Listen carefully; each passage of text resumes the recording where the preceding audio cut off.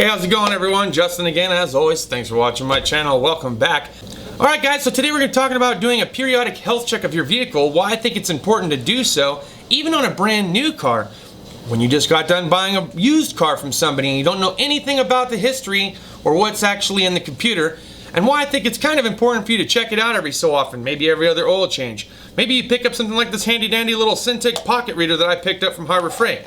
Now again, I have seen other products which I thought were actually of better quality that did a little bit more, which I'll post a video card up here or over here for you guys to check out the review on this. But I actually put it side by side to a couple of different C-reader pocket readers that do a little bit more. But the funny thing is that while I was using this, I wanted to see if it could not only read readiness monitors, but if it could read brand new vehicles, if it could actually communicate with the PCM in a brand new vehicle. And lo and behold, I plugged it into our brand new 2019 Volkswagen Tiguan, and I had a code, a P2440, and it was a pending code.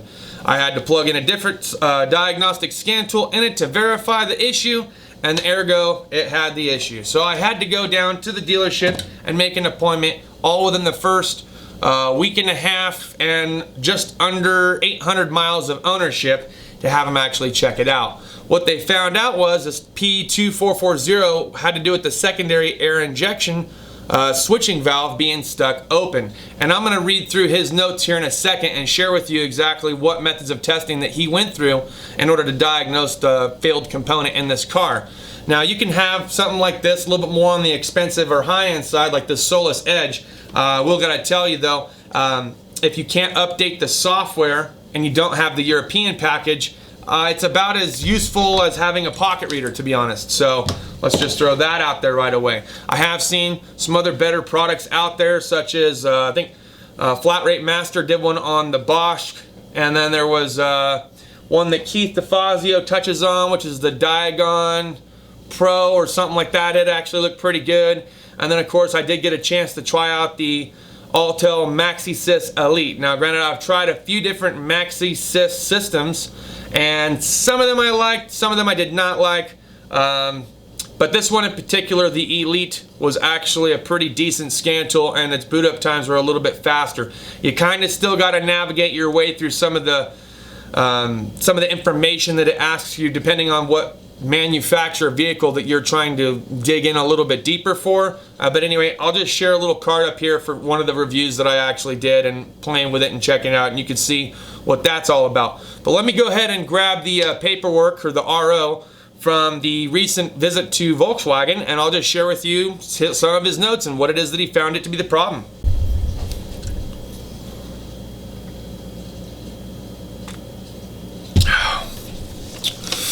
Alright, looking over tech notes. Verified concern, found check engine light to be on. Found code P2440 stored in ECM memory. Found secondary air switching valve stuck open. Checked for TSBs, none found.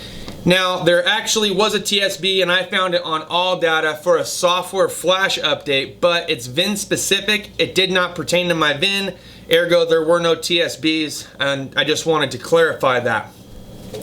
On some VIN numbers, there was a TSB out for a flash update. Mine did not have that. Okay, perform test plan for secondary air system. Found secondary air solenoid to be clicking on and off.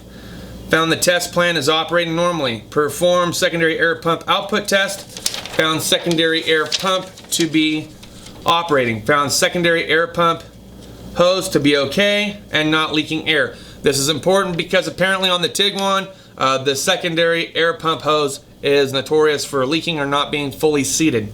So there's a little note for you. I was told this as well. While performing secondary air pump test, found secondary air pump will shut off and test is still running. So using a bi-directional function, he's able to turn it on and off. Shut off and test is still running. Perform voltage check at connectors from secondary air pump and found 12 volt ground and 12 volt power. Found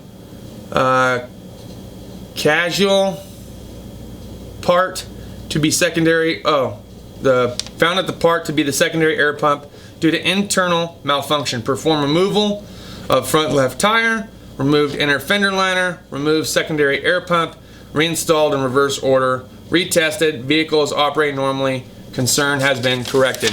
And I'll put a little video clip in down here as to where the location was and what the pump looks like inside the fender of the 2019 Volkswagen Tiguan. Now I want to give a special shout out and thanks to Chestnut Auto Body of Massachusetts, looks like. They sent me this really cool tool from, I think it's Mueller Coops, German-made tool, and it is for removing and installing glow plugs, but I've also seen this utilized on spark plugs as well. So if you need to get down into some weird recessed areas, down into the tube, you can actually put that on the spark plug once you've cracked it loose, and you can run it out, and then you can actually thread it back in, and then same thing with the other end, using it for the glow plug. So I thought that was really cool. I didn't get a note or a letter to personally thank the person who sent it to me from Chestnut Auto Body, so I just want to thank you guys. Whomever sent it to me, I'm very appreciative. I'm going to take that to work. Actually, I have taken it to work. I was hoping to run into a situation where I could use it and throw a little clip down here for you, but I didn't have any tune-ups this week. But thank you very much. I just wanted to let you know I did receive that. Well guys, look, before we wrap it up, I want to say one thing. The reason why I think it's important for you to do a periodic health check of your vehicle using a scan tool is because you never know what you're going to run into, new or old, okay? If I wouldn't have gone out to my new car and plugged in the scan tool just to play around with it to see if it would actually read anything off the ECM, I would have never known that I had that code in there because, like he said, it was a stored code. Now when I had my little tool plugged in, it said pending. The Snap-on scan tool that we had at work, it said pending, it said stored. So maybe it went stored, I don't know. Either way, it could have been an intermittent complaint. I didn't have a mill light on, so who knows how long I would have driven before I actually would have had a problem. Some of the problems I was told that could happen as a result, some hesitation, some stalling, possibly a misfire. You guys can do your own research on the code, but look, all I'm saying is it ain't a half bad idea to every once in a while plug in a scan tool of some kind, don't matter if it's cheap or expensive, and just see what the overall health is of your vehicle. And especially if you're thinking about buying a used vehicle, it might not be a half bad idea for you guys to check it out before you go diving into somebody else's problems that they tried to clear before you showed up to buy it. That's all I got for this video. Thanks as always for watching. We'll see you guys next time. Cheers and deuces.